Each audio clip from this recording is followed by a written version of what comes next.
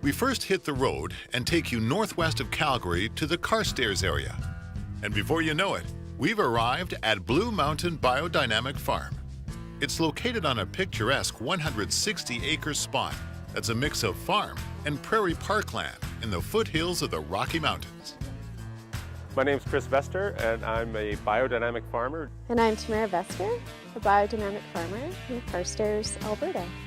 My parents bought the land in 1977 and moved myself and 7 siblings out here, and there was nothing at that point in time. And they built up a little farm, scratched and scraped and managed to make it run. And by, I think, 81, we were actually cropping off on all of the land, and I grew up in that environment. And then, like many relatively intelligent young people from rural backgrounds, I left as soon as I possibly could and went off and got a degree, and was working on a master's degree, worked overseas for a little while, and decided in 1998, after 1 year of the master's program, that I would rather be a farmer than an academic. I don't have too much of a background in farming.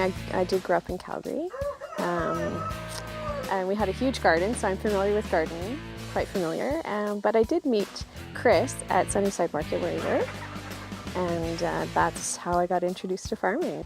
In the late 1990s, the farm made a transition to an organic farm, then to a biodynamic farm. Essentially the same restrictions apply in biodynamic farming as are applicable in organic farming.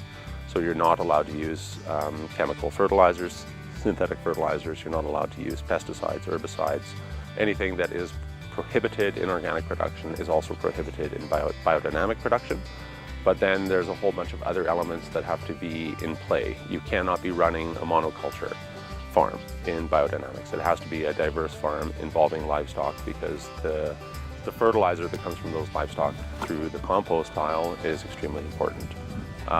Planting dates matter. So the energy that is at work on all of us all of the time is also at work on plants. So there are appropriate times for planting certain types of plants and for weeding them and harvesting them.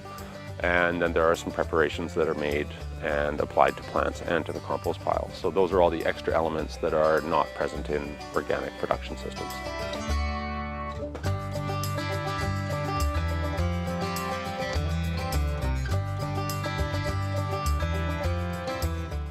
When you first come into the farm here, you're going to see the pig barns and the chicken barns. If you walk down one of the laneways here, you're going to run into the garden. And further down, we've got the goats and the pigs. More pigs. And then even more goats. Yeah. A big compost pile. We have 3 compost piles here. And we go in a 3-year rotation. So the compost that we're putting on the pile, we won't use for 3 years down the road. In terms of livestock, there's a bunch of laying hens, so we produce eggs year-round. We raise hogs year-round and produce pork. We produce some chickens for meat as well, primarily for ourselves, but occasionally we do sell some.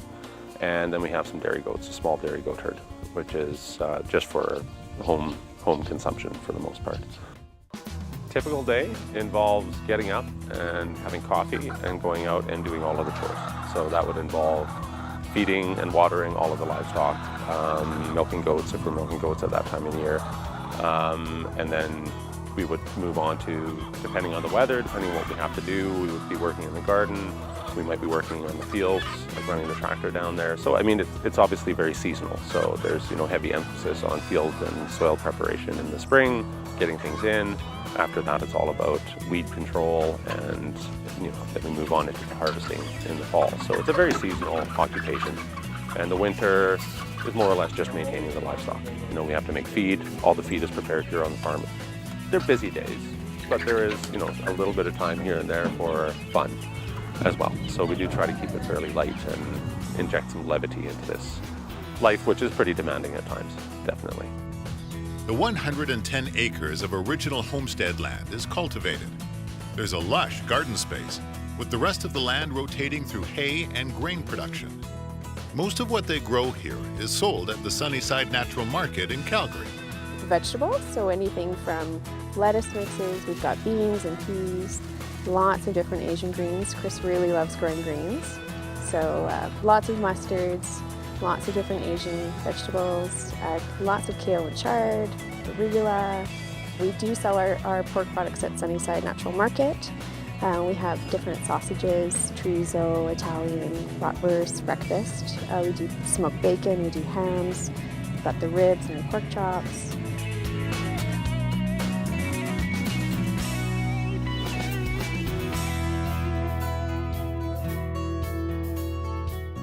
We didn't get our seed into the ground until early June, a little bit in the very end of May, but we pushed it for sure. We're hoping to have a long fall, long warm fall for sure, but it's been challenging. A lot of wet, rainy weather, and it's been hard to get into the fields and do the work, do the weeding, do the field work. You're controlled by Mother Nature. She tells you what to do. And although there can be ups and downs, this couple is happy to be farming together.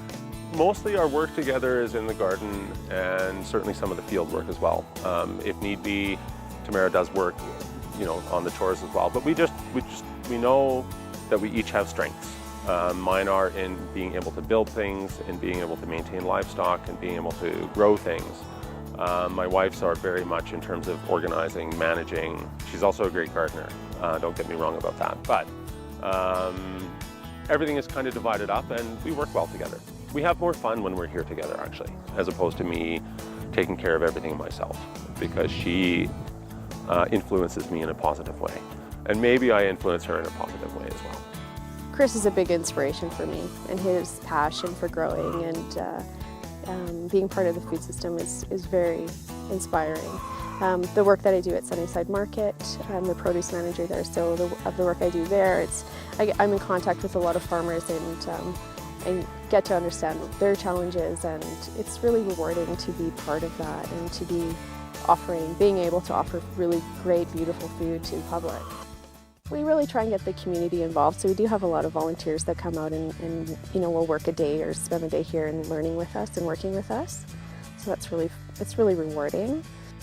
I love being connected. I love being connected to the cycle of the seasons and to the soil, and seeing what we can do to improve fertility of soil and help the plants, and how the livestock then reflects that same healthy soil and the healthy plants, because they'll be much healthier if the soil's healthy and if the plants are healthy. It carries on all the way through it, and then all the way up to us as the apex consumer.